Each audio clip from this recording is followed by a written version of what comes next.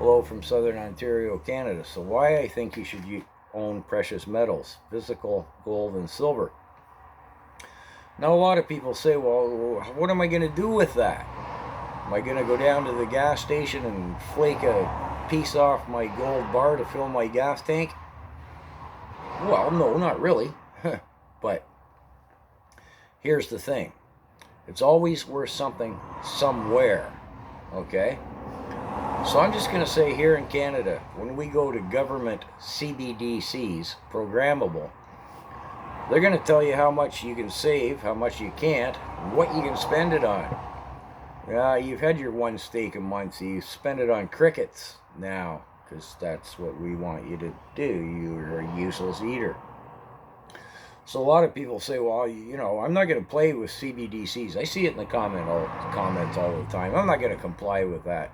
Well, you're not going to have a choice. Where are you going to spend your paper money? The big corporations aren't going to take it. That's your food, your fuel, your parts for your car, your parts for your tractor. It's everything. Who's going to take your money? The farmer might take it once. He might sell you a quarter of a cow, but then he's going to realize, I got cash, but it's Venezuelan toilet paper. I can't buy my John Deere tractor parts. I can't buy my fuel. I can't buy my grain for my cows. I can't do anything with it. It's just Venezuelan toilet paper. And it's going to happen like that fast. Poof. We see where they've implemented cbdc's. It already has.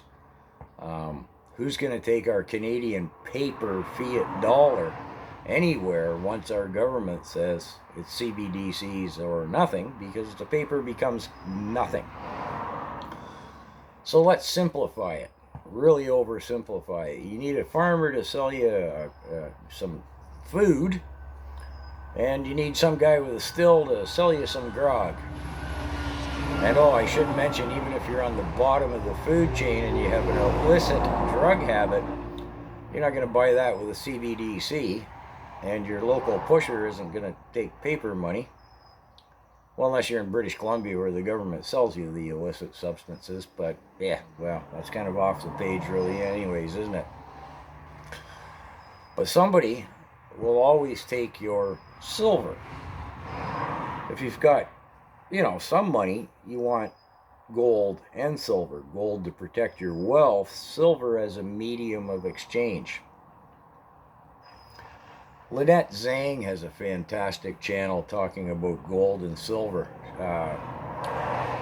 Pretty heady stuff. A lot of it American-based, and even for some Americans, I think the terminology and the players is more than just the Fed and stuff. It can be a little heavy for most people, but she explains the protection of wealth against a medium of exchange quite well. Now, at this point in time, before we don't have paper money and we have cbdc's, people have always asked me, what do you do with your silver? How do you sell it? Because if you buy it from, I'll say, a bank or the Canadian Mint, or what would you call them, retailers, you pay a premium, a markup, and then when you sell it back, they sort of charge you that again, so you can't get your same money back out of it. Well, there's always somebody willing to buy it who doesn't want the paper trail. So, when it comes to they stuff cbdc's down our throat, someone will always take that silver, because someone else will always take that silver. The farmer will have learned, and so will the moonshiner, that the paper money is just toilet paper, but silver is always silver. And gold is always gold. Which takes us back to the previous video where I mentioned the BRIC alliance being based on precious metals. They will never go away. So, what's a little guy like me who's broke supposed to do? Well, I can't buy any silver right now. I was stacking it before Trudeau decided to shut our country down and threw me into the unemployment line. I was stacking silver then. I don't have much, but I'm awful glad I do have what I have.